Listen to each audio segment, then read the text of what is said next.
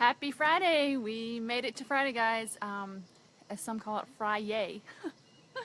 um, anyway, I hope you had a good week and you've got a lot of fun plans for the weekend. I am really excited today because my girls are coming home from youth camp.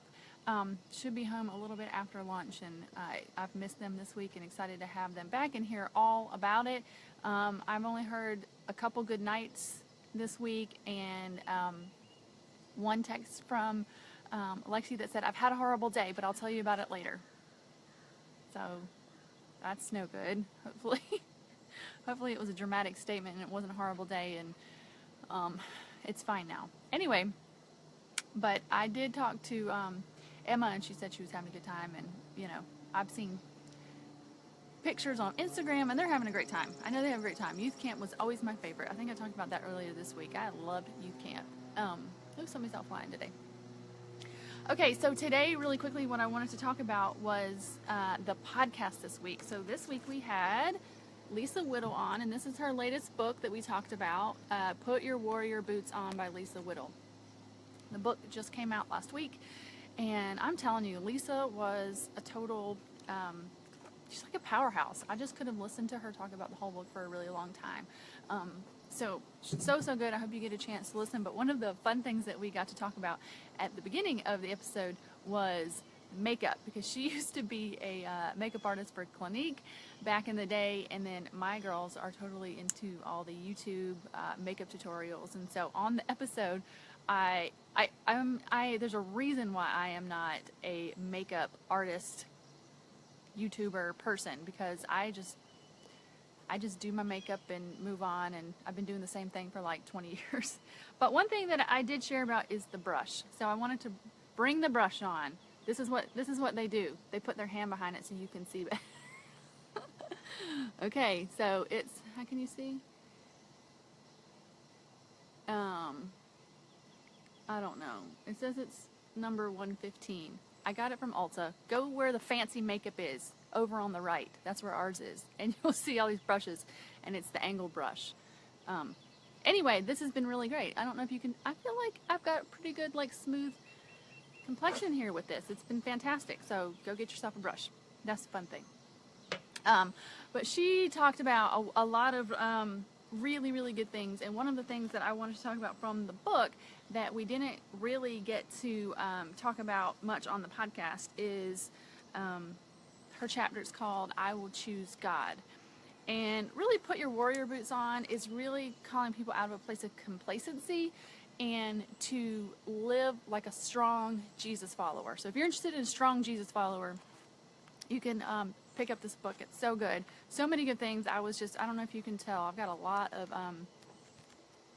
lot of dog-eared pages here. But one of the things I wanted to talk about that I have found in my life that is so true is that we have to choose to obey. We have to choose to obey. So I talk a lot about obedience in my podcast, but these are some just really small practical things. So we have to make the choice to obey the things that align with God's word. And what she talks about is that what we have to do a lot of times is that we have to put guardrails up. We have to put guardrails up that even before the situation occurs, we have to put the guardrails up so the decision not to sin or not to do the thing that we've been struggling with,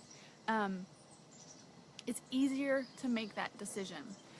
So she talks about there are things that, and this book is a lot about preparation. It's not figuring out how to do life, in the moment, but how do you prepare to be a strong Jesus follower? And one of the things she talks about is having these guardrails. And so we make the decisions before it happens. So for example, she says, we don't go to the hotel. You don't even go to the hotel. You can't sleep with somebody that, you don't go to the hotel with.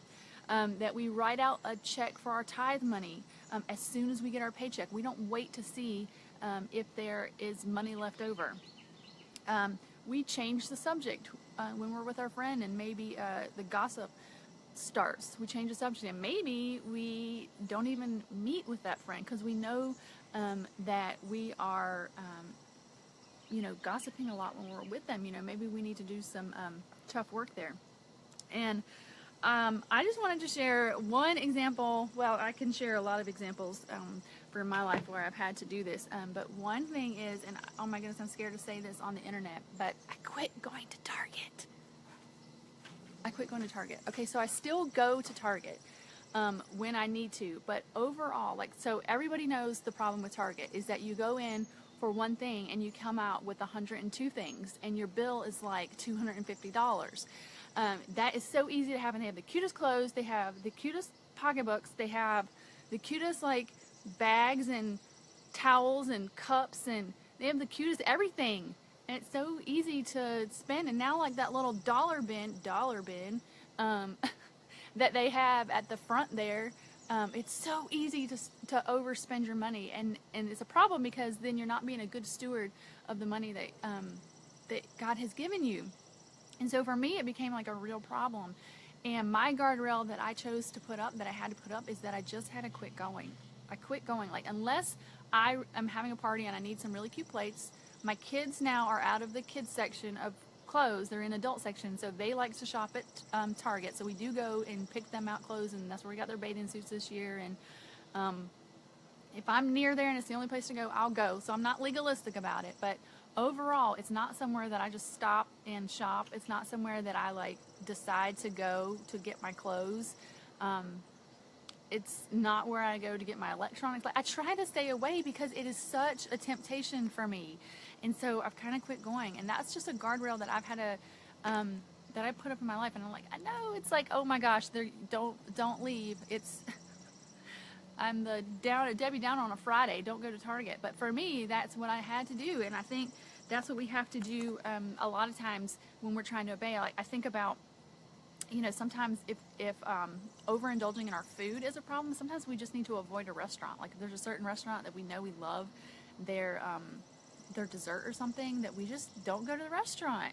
That's a guardrail that we have to put up in our life. Sometimes in my life, I had to give myself restrictions, like no texting after 10 p.m.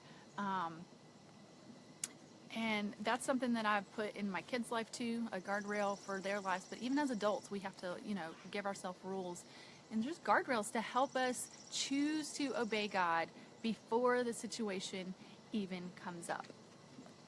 Okay, so that's it. I don't know, it's the weekend, and so this could be a really good time for you guys to think about what guardrails you might need to put up.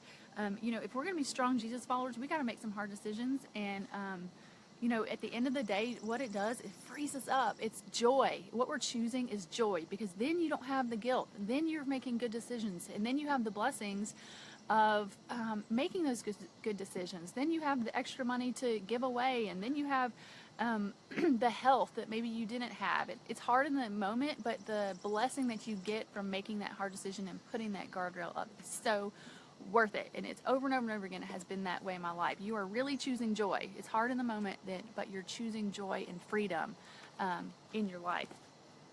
So that's my encouragement for you today. I hope you do get to listen to Lisa Whittle this week on the podcast and pick up her book. It's so good.